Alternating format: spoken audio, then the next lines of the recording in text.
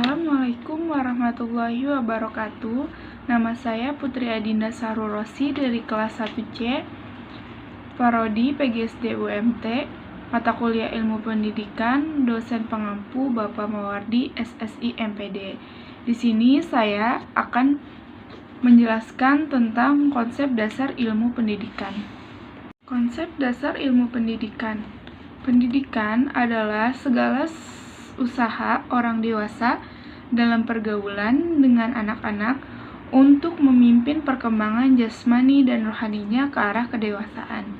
Pendidikan Indonesia bertujuan agar masyarakat Indonesia mempunyai pengenalan diri, kepribadian, kecerdasan, akhlak mulia, serta keterampilan yang diperlukan dirinya, masyarakat, bangsa, dan bernegara.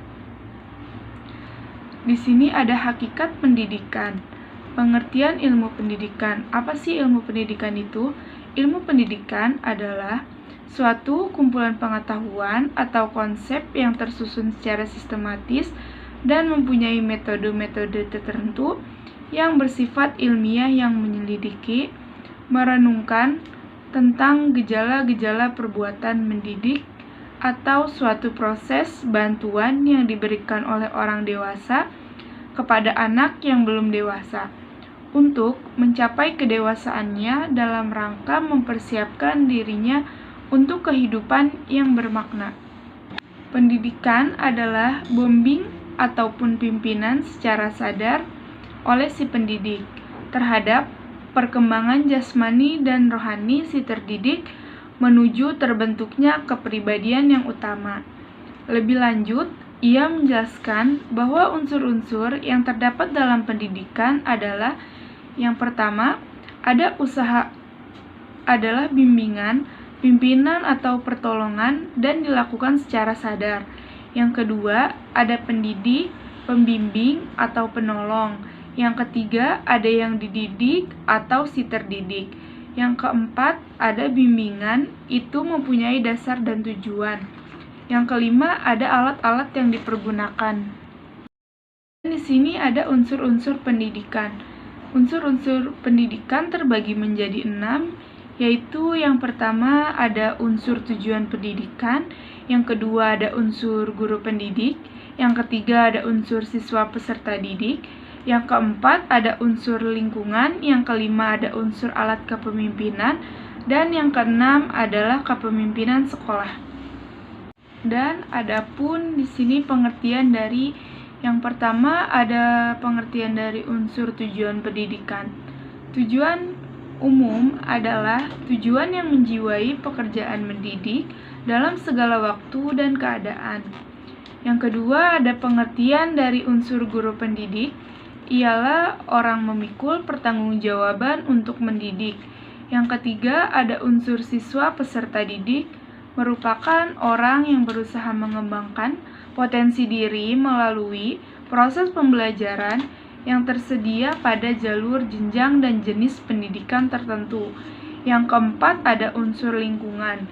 Unsur lingkungan itu tempat manusia berinteraksi, timbal balik sehingga kemampuannya dapat terus dikembangkan ke arah yang lebih baik lagi.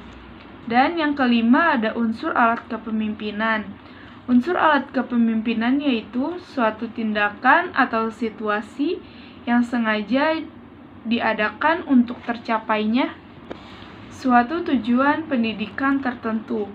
Dan yang terakhir ada kepemimpinan sekolah.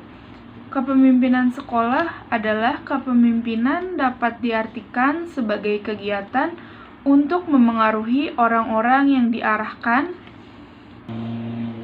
terhadap pencapaian tujuan organisasi. Yang B itu ada landasan ilmu pendidikan. Landasan ilmu pendidikan terbagi menjadi 3. Yang pertama ada landasan filosofis pendidikan. Yang kedua ada landasan hukum atau yuridis pendidikan. Yang ketiga ada landasan ilmiah pendidikan. Apa sih landasan filosofis pendidikan? Landasan filosofis pendidikan adalah asumsi filosofis yang dijadikan tolak dalam rangka studi dan praktek pendidikan. Melalui studi pendidikan, antara lain, kita akan memperoleh tentang landasan-landasan pendidikan yang akan dijadikan titik tolak praktek pendidikan. Yang kedua, ada landasan hukum atau yuridis pendidikan. Apa sih landasan hukum atau yuridis pendidikan? Landasan hukum atau yuridis pendidikan adalah asumsi-asumsi yang bersumber dari peraturan perundangan yang berlaku yang dijadikan titik tolak dalam pendidikan.